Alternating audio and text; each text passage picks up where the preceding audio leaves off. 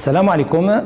Bonjour chers élèves et bienvenue dans cette séance de SVT qui va être consacrée à l'étude du chapitre 3, le génie génétique. Donc cette séance vise les élèves de la première année de baccalauréat sciences maths. Donc vous avez étudié dans l'unité 2 la nature et le mécanisme de l'expression de l'information génétique. On peut faire un petit rappel de ce cours. Vous avez vu que l'ADN est le support universel de l'information génétique. Donc la molécule d'ADN a une structure identique chez toutes les espèces, animales, végétales et bactéries. Donc la question qui se pose, est-ce qu'un gène qui provient d'un individu, d'un organisme, peut être exprimé chez une autre espèce puisque le code génétique est universel et commun chez tous les êtres vivants? Donc, la réponse pour cette question, c'est oui. C'est grâce au génie génétique qu'on a pu introduire des gènes d'un organisme vers un autre organisme vivant. Donc, le génie génétique comme définition, c'est une science, c'est un ensemble de techniques visant à isoler, d'abord identifier et isoler un ou plusieurs gènes codant pour des protéines qui contrôlent un caractère héréditaire d'un organisme donneur afin de réaliser un transfert dans un autre organisme. Ce n'est pas forcément la même espèce, c'est un organisme hôte ou bien récepteur, permettant ainsi de modifier ses caractères héréditaires. Et ainsi, on peut avoir des espèces transgéniques ou bien des espèces génétiquement modifiées, des OGM. Donc, le principe du génie génétique, c'est très simple. Donc, on a besoin d'un individu donneur. On parle ici d'une cellule donneuse, par exemple une cellule animale, possédant un gène dans l'organisme, dans le noyau, un gène qui contrôle un caractère héréditaire déterminé. Et on a besoin d'un autre organisme. Donc, ici, on a une cellule hôte. C'est une cellule réceptrice qu'on veut transformer. Donc, le principe du génie génétique, c'est de transférer le gène de la cellule donneuse vers la cellule réceptrice, bien sûr. D'accord? Pourquoi le génie génétique? Donc, il y a plusieurs domaines d'application du génie génétique. On peut les résumer sous forme d'un schéma. Donc, le génie génétique est utilisé premièrement dans le domaine pharmaceutique, par exemple dans la production des protéines humaines. On parle ici d'hormones, on parle aussi des enzymes. Vous avez étudié déjà l'insuline et la production synthétique de l'insuline. Il y a aussi des produits sanguins comme les anticorps par exemple. Le génie génétique est utilisé dans le domaine médical pour produire des vaccins contre des parasites, pour diagnostiquer ou bien traiter des maladies génétiques. Le génie génétique est utilisé notamment dans l'industrie agroalimentaire, afin de produire quelques substances comme les huiles et les colorants. Et enfin, dans le domaine agricole, dans l'agriculture, le génie génétique permet de produire des organismes et des espèces qui ont des résistances, par exemple, aux parasites, des résistances aux insectes, la résistance à la sécheresse et aussi d'améliorer le rendement agricole ou bien améliorer la qualité nutritionnelle. On passe aux étapes du génie génétique. Donc, le génie génétique a plusieurs étapes, commençons par la première qui est l'isolement du gène d'intérêt. L'isolement du gène d'intérêt se fait par deux méthodes différentes. La première méthode, c'est d'isoler le gène recherché à partir du génome, à partir de l'ADN de la cellule donneuse. On va couper l'ADN de la cellule donneuse par des enzymes de restriction. Ce sont des enzymes extraites à partir des cellules bactériennes. Donc, premièrement, on va extraire l'ADN de la cellule donneuse. On doit retrouver le gène qu'on veut, ça veut dire le gène d'intérêt, on va le repérer et ensuite on va utiliser ces enzymes qui sont une sorte de ciseaux qui vont couper le gène d'intérêt. Donc on va avoir des fragments d'ADN comportant le gène d'intérêt. Ça c'est la première méthode en utilisant des enzymes de restriction. C'est quoi une enzyme de restriction? On a ici un exemple d'une molécule d'ADN. On va utiliser un enzyme qui est appelé IND3. C'est une enzyme qui va reconnaître une séquence déterminée d'ADN et va couper l'ADN à ce niveau pour avoir deux fragments d'ADN avec des extrémités cohésives et complémentaires. Donc, chaque enzyme de restriction elle est extraite à partir d'une bactérie et reconnaît exactement une séquence d'ADN bien déterminée et coupe l'ADN à ce niveau-là. Donc, comme définition, on peut dire que l'enzyme de restriction, ce sont des enzymes d'origine bactérienne qui permettent de couper l'ADN au niveau de certaines séquences bien définies et on connaît plusieurs types de ces enzymes. Deuxième méthode, toujours dans la première étape, c'est isoler le gène recherché ou bien le gène d'intérêt, mais à partir de l'ARN messager.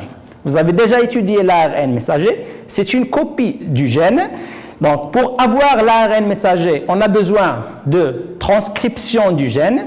Maintenant, on va voir l'inverse, ça veut dire qu'on va faire la transcription, mais inverse de l'ARN messager vers l'ADN. Donc, l'isolement du gène se fait par une copie de l'ARN messager correspondant au polypeptide ou bien à la protéine recherchée en ADN complémentaire.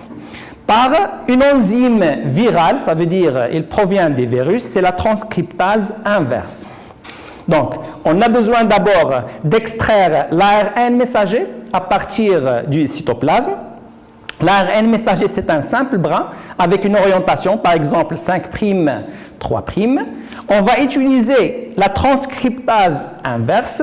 Cette enzyme peut synthétiser un brin d'ADN qui est complémentaire à l'ARN messager. On parle ici d'un brin d'ADN C ou bien ADN complémentaire.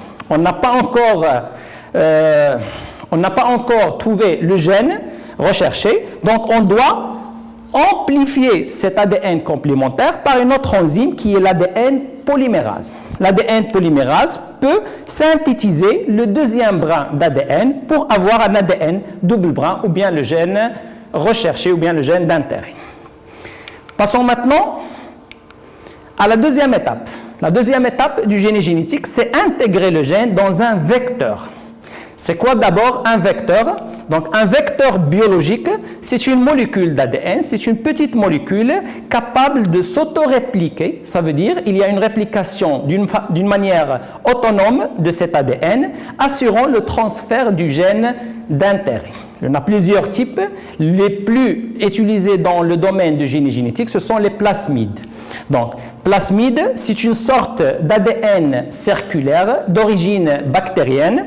On peut aussi utiliser des ADN viraux, ça veut dire des ADN d'origine de virus. Donc, un plasmide, c'est une petite molécule d'ADN circulaire qui peut être répliquée d'une manière autonome. Donc, d'abord, on va couper le plasmide par une enzyme de restriction. Donc, le plasmide doit avoir un site de coupure pour l'enzyme de restriction.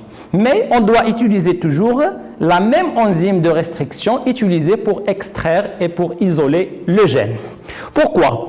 Parce que le plasmide ouvert doit intégrer le gène d'intérêt par une autre enzyme qui est l'ADN ligase et les deux extrémités du plasmide ouvert doivent être complémentaires avec les extrémités du gène d'intérêt. L'ADN ligase, c'est une petite protéine bactérienne qui peut lier les deux extrémités complémentaires des fragments de restriction. Ça veut dire que cette protéine peut coller tout simplement les deux fragments d'ADN pour avoir un seul fragment. Donc, après avoir intégré le gène d'intérêt dans le plasmide ouvert, on va avoir ce qu'on appelle un plasmide recombinant. Recombinant, c'est-à-dire il contient le gène qu'on veut ou bien le gène d'intérêt. Le plasmide recombinant, on a dit qu'il est capable de se répliquer, de se multiplier d'une manière autonome, c'est-à-dire ce plasmide va se répliquer plusieurs fois afin de produire plusieurs copies du gène d'intérêt. Donc, c'est important d'avoir plusieurs plasmides recombinants parce qu'on va les mélanger avec une cellule hôte. C'est la troisième étape, c'est d'introduire le plasmide recombinant dans une cellule hôte. Les cellules hôtes, on peut utiliser par exemple des bactéries, mais on peut utiliser carrément des levures par exemple qui ont la capacité de se multiplier d'une manière importante. Donc, ici, on a un exemple d'une bactérie qui est la cellule hôte. Le plasmide recombinant peut se déplacer directement à l'intérieur de la bactérie pour avoir une bactérie avec un nouveau gène, un nouveau caractère. On parle ici d'une bactérie transformée ou bien transgénique ou bien modifiée génétiquement. L'introduction du vecteur dans la cellule hôte peut se faire d'une manière directe, c'est-à-dire sans utiliser les vecteurs et sans utiliser les bactéries. On va utiliser ce qu'on appelle un canon à particules. Donc cette méthode va utiliser un appareil qui va rejeter des billes, vous voyez ici des billes, qui contient le gène d'intérêt. Donc le gène d'intérêt est lié à des billes et qui traverse le canon avec une vitesse déterminée. Ces billes traversent et perforent les parois de la cellule et entrent à l'intérieur de la cellule. Donc ici, par exemple, on a une cellule végétale, donc les billes qui contiennent le gène d'intérêt entrent directement dans la cellule sans besoin de vecteurs biologiques. Ainsi, on peut obtenir plusieurs types de cellules. Donc, plusieurs types de cellules qui ont intégré ou non le plasmide. Donc, la quatrième étape, c'est de repérer les cellules transformées. Parmi ces cellules, qui est la cellule transformée? Ça veut dire la cellule qui a intégré le gène d'intérêt. On va commencer par la première cellule. La première cellule a intégré un plasmide, mais le plasmide ne contient pas le gène qu'on veut. Ça veut dire que ce n'est pas une cellule transformée. Deuxième cellule, par exemple, elle a intégré un plasmide avec un fragment d'ADN, mais n'est pas le bon. Ce n'est pas le bon fragment d'ADN, ça veut dire que ce n'est pas une cellule transformée. On peut aussi avoir une cellule qui n'a pas intégré de plasmide, ce n'est pas aussi une cellule transformée. Donc la seule cellule transformée, c'est la cellule qui contient le plasmide recombiné. Donc on parle ici d'une cellule transgénique ou bien une bactérie transformée.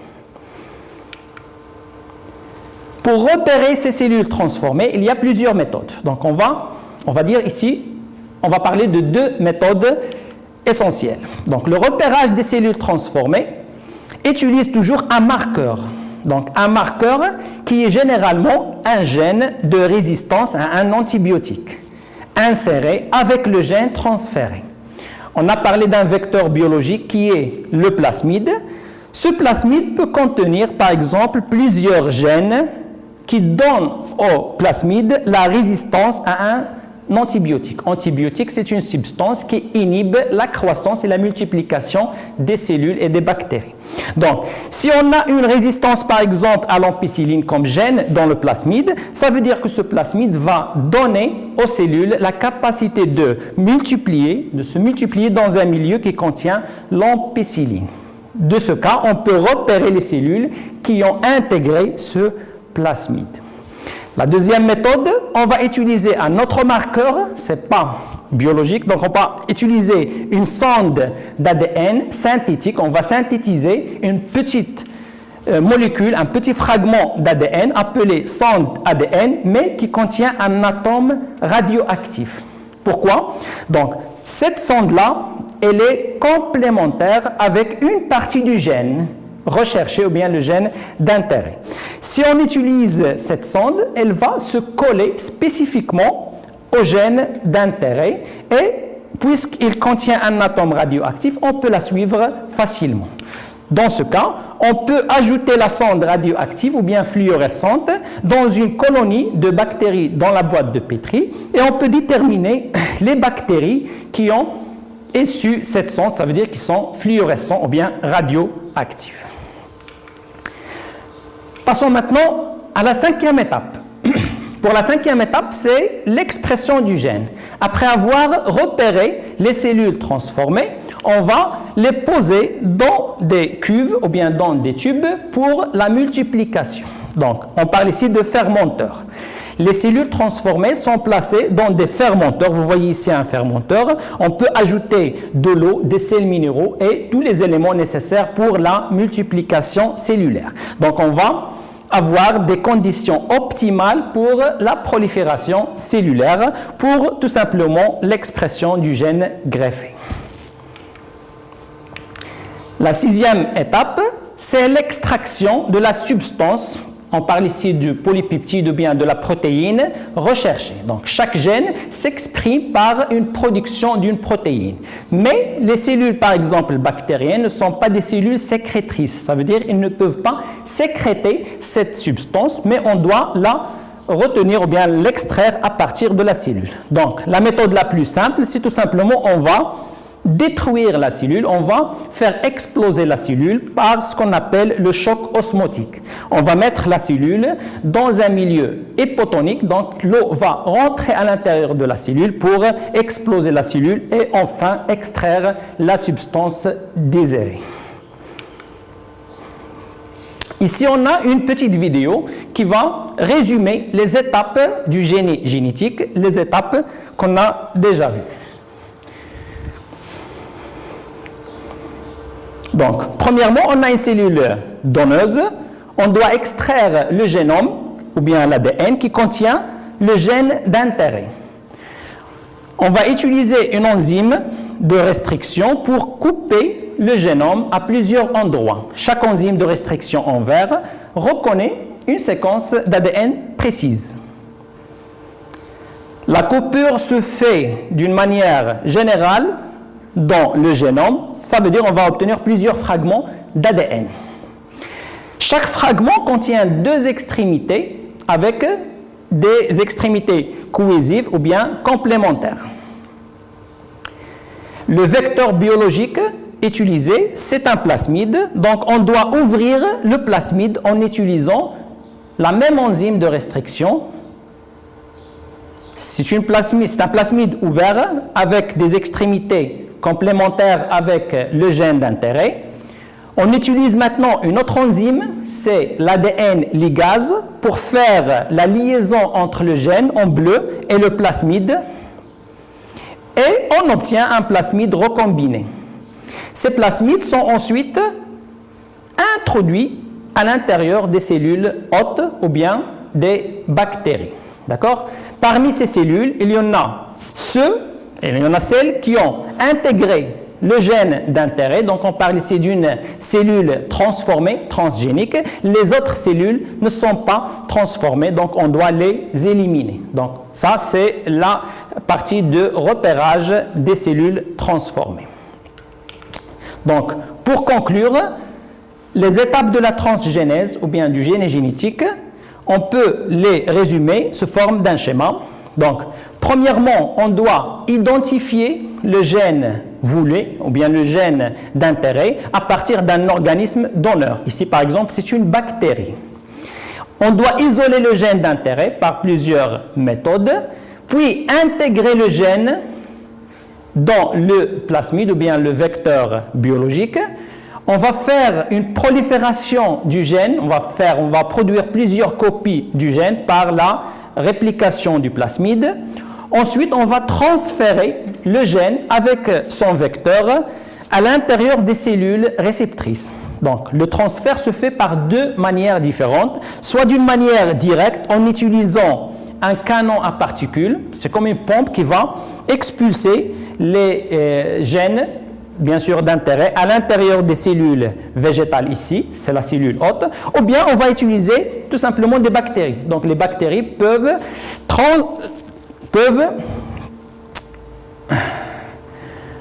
intégrer leur plasmide à l'intérieur des cellules végétales. Donc après, on va repérer les cellules transformées végétales et les faire régénérer, ça veut dire multiplier. Enfin, on va évaluer l'expression du gène, ça veut dire on va voir est-ce que la plante a reçu le gène, le caractère voulu, et on va l'incorporer dans les champs et dans le cycle biologique par des croisements entre les plantes. Donc, merci pour votre attention et rendez-vous dans une autre vidéo.